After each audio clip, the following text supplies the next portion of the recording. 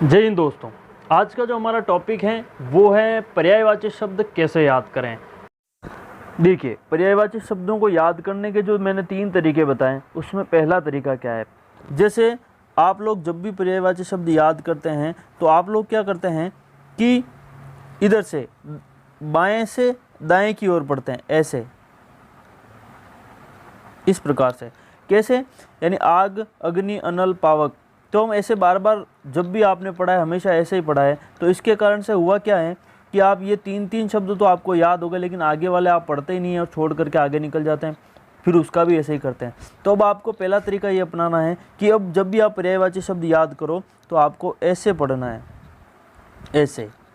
ऐसे कैसे? वैश्वानर, हुताशन, हुतभुग, पावक, अनल, अग्नि। इससे क्या होगा कि ये तो आपको पहले से याद है, अनिल, अग्नि, अनल, पावक, ये तो आपको पहले से याद है और इधर वाले भी आपको याद हो जाएंगे। एक पर्यायवाची याद करने का जो दूसरा तरीका वो ये है कि आप शॉर्ट नोट्स बनाएं।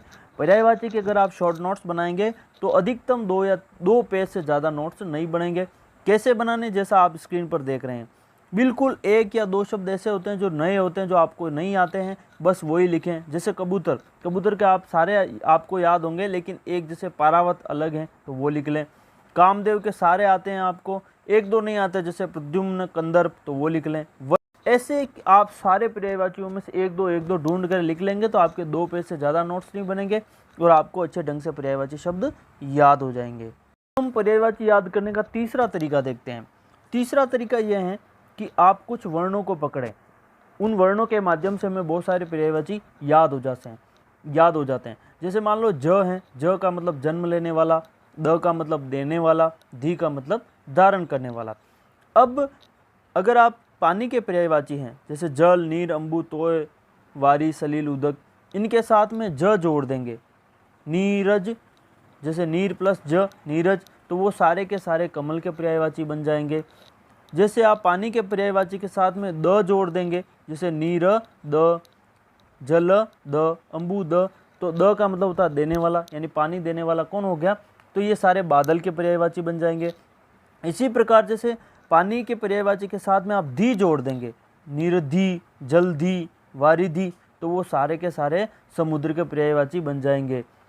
इसी प्रकार कुछ और शब्द है, जैसे आप राज, राज का मतलब होता है राजा, जैसे पर्वतराज यानी पर्वतों का राजा, हिमालय।